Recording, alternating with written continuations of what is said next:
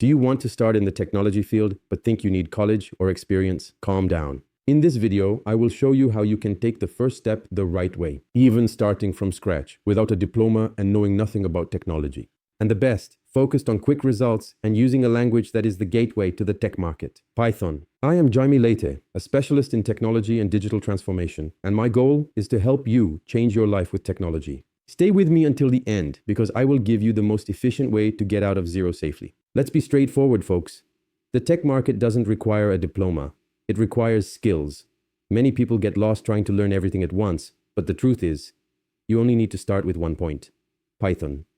Python is the most recommended language for beginners. And why? First, it is easy to learn. Second, it is used in various fields such as AI, data science, automation, and back-end development. Third, thousands of job openings in Brazil and around the world require Python. Fourth, there is a huge community and many free resources available. And fifth, companies like Google, Netflix, Spotify, and even NASA use Python. So folks, this shows the power and versatility of this language. Did you know that ChatGPT was built in Python?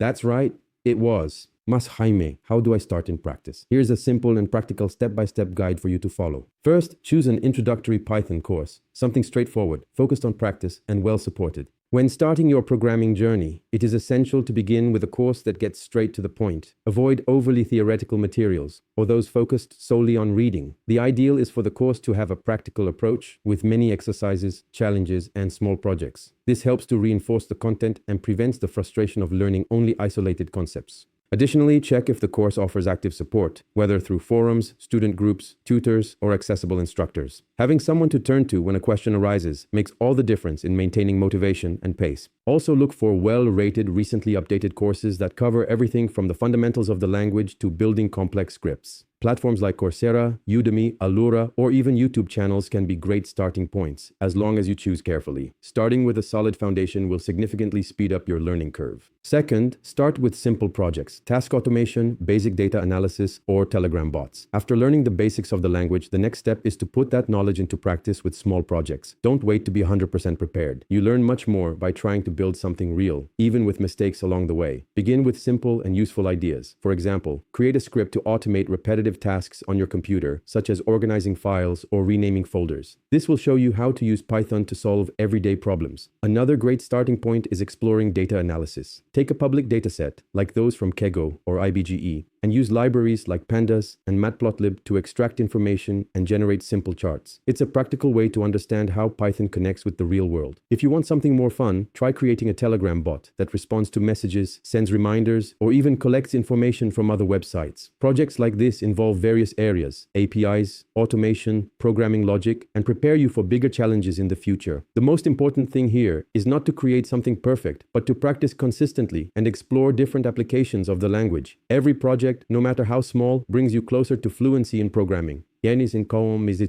Third, publish everything you build on GitHub. Even if they are simple programs, it will showcase your progress. Recording your journey on GitHub is one of the most valuable habits you can develop as a beginner in programming. Even if your project seems simple or unfinished, publishing them demonstrates your evolution over time, something recruiters and other professionals in the field highly value. Each repository serves as a showcase of what you are learning. Over time, you can clearly see your progression: more organized code, use of best practices, application of more advanced libraries, and more robust projects. This trail makes your commitment to continuous learning visible. Additionally, using GitHub early on forces you to learn version control, which is essential in the job market. You begin to understand how to properly document your projects, organize folders, describe functionalities, and even receive contributions from others in the future. Another important point: having an active GitHub profile shows that you are hands-on. For many companies, this matters more than certificates. Your code speaks for you. Therefore, don't wait to be experienced to publish. Share everything, even your first scripts. Consistency over time will count greatly in your favor. Join communities, forums on Discord and LinkedIn. Learning to program doesn't have to be and shouldn't be a solitary journey. Being involved in technology communities is one of the most powerful ways to accelerate your learning, exchange experiences, and even land professional opportunities. Participate in forums like Stack Overflow or the Python Brazil community. There, you can both ask questions and help others, which reinforces your own understanding. At first, it may seem intimidating, but over time, you'll realize that everyone started somewhere. Another valuable tip is to join Discord servers focused on programming. In these spaces, interactions are faster and more informal, with channels dedicated to questions, collaborative projects, events, and even job opportunities. It's an excellent way to feel part of a group that is on the same journey as you. On LinkedIn, start following people in the field, comment on posts, and share your own learnings. Posting about the projects you're developing, the mistakes you've made, and the solutions you've found shows your genuine involvement with the area, and that attracts recruiters and other professionals. Being part of a community means learning faster, staying motivated, and opening doors. You don't need to know everything. You just need to be willing to learn and contribute.